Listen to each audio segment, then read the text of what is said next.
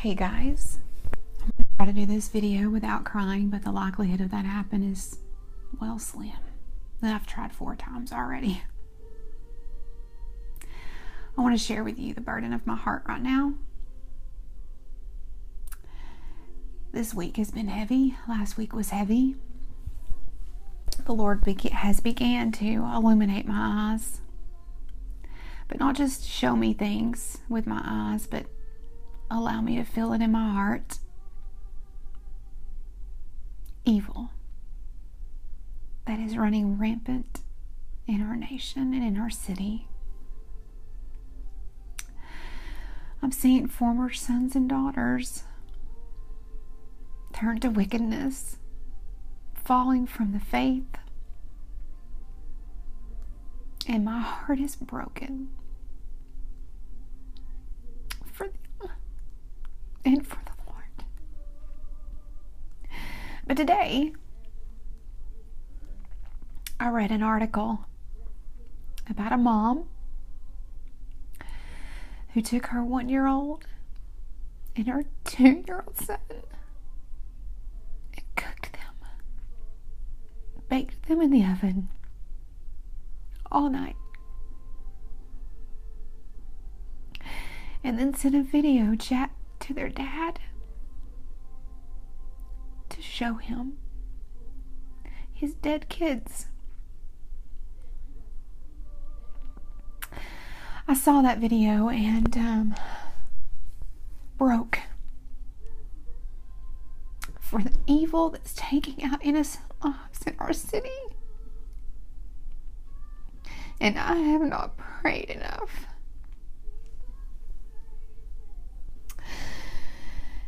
And the Lord said, if my people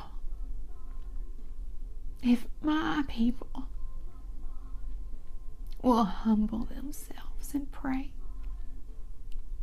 turn from their wicked ways,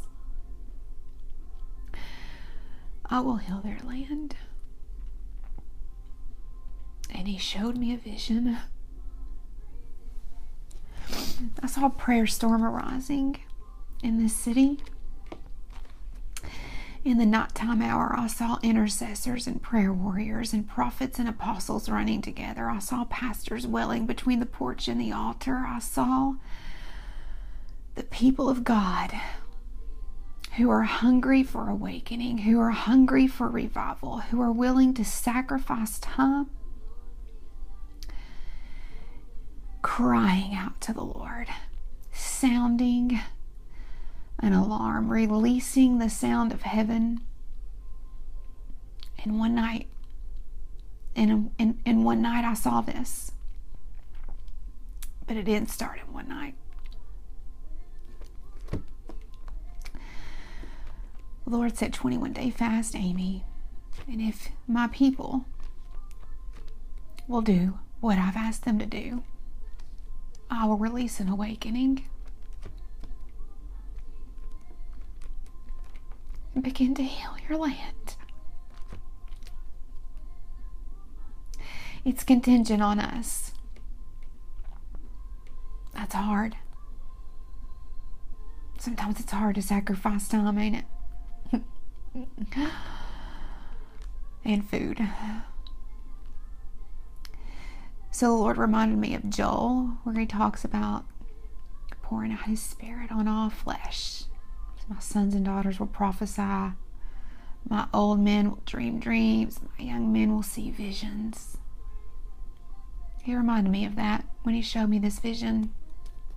If his people will humble themselves and pray and turn from their wicked ways. The Lord said, Amy, sound an alarm. Gather my people to pray.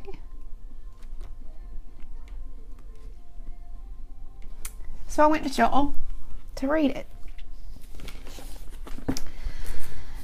and was reminded of this. 28. And it shall come to pass afterward. Let me say that again. And it shall come to pass afterward that I will pour out my Spirit on all flesh. Your sons and your daughters shall prophesy. Your old men shall dream dreams, and young men shall see visions. And also on my menservant, on my maidservants, I will pour out my spirit in those days. So I said, after what, Lord? And I went to the beginning of Joel. So I'm just going to read some key verses that stood out to me. Excuse my sniffing. I'm not starting this video over. Joel 1:13. Gird yourselves and lament. You priest, well. You who minister before the altar, come. Lie all night in sackcloth, you who minister to my God. Let's move on to 14. Consecrate a fast. Call a sacred assembly. Gather the elders and all the inhabitants of the land into the house of the Lord your God, and cry out to the Lord. 12. Now therefore, says the Lord, turn to me with all your heart. This is 2:12. Now therefore, says the Lord, turn to me with all your heart, with fasting, with weeping, and with mourning. 2:15 and 16. Blow the trumpet in Zion. Sound an alarm, Amy. Consecrate a fast. Call a fast. Call a sacred assembly. Gather the people. Sanctify the congregation. Assemble the elders. It's repeated twice in both chapters. Let's move on. Chapter 2. Let's start with 17. Let the priests who minister to the Lord weep between the porch and the altar. Let them say, spare your people, O Lord, and do not give your heritage to reproach, that the nations should rule over them. Why should they say among the peoples, where is their God? Then, when they've done this, then the Lord will be zealous for his land and pity his people. The Lord will answer and say to his people, behold, I will send you grain and new wine and oil, and you will be satisfied by them. I will no longer make you reproach among the nations. If you move on to 22, it talks about rejoicing, and it talks about the rain coming down on us. And 25 talks about how he's going to restore what the locusts have stolen or eaten, And then if you go to 32, it talks about the remnant. And you can read this on your own, but I went on to Micah 2:12 and looked at remnant there and how it was talking about a loud noise. The remnant will give a loud noise. We are the remnant. Intercessors, prayer warriors, pastors, prophets, and apostles. You're the remnant. Micah 4:6 talks about assembling and gathering the remnant. So, I'm appealing to you guys. I'm appealing to the intercessors, to the prophets, to all those people I've named. Whoever you are, I'm appealing to you to go into a 21-day fast with me. Repent for your sins and the sins of this nation. Well, pastors, well, between the porch and the altars, our altars are far too dry.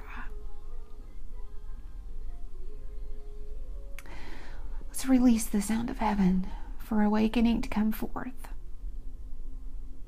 I asked the Lord, how do I know, what, I mean, this is just what he showed me and what he spoke. He said, you'll know in 21 days. So in 21 days, if we've done what the Lord's asked us to do, he'll gather the people. He'll gather us for a night of intercession, a night of prophetic declaration. That's what I saw, like decreeing and declaring in the atmosphere. The Lord, I saw prophetic worship coming forth. I saw new songs being birthed that were being decreed into the atmosphere. I saw wailing and weeping of prophets and pastors on their face. I saw the night lit in the city for this nation and for this city. So that's all I have. I'm not going to add to. Just going to tell you what the Lord's speaking and ask you to join me.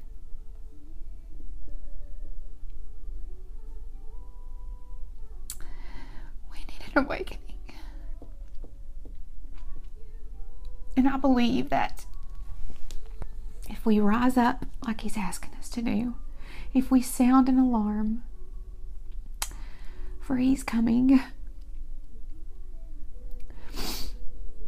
these things will come to pass. So, pray about it. See if the Lord's calling you to it. Let me know what your decision is.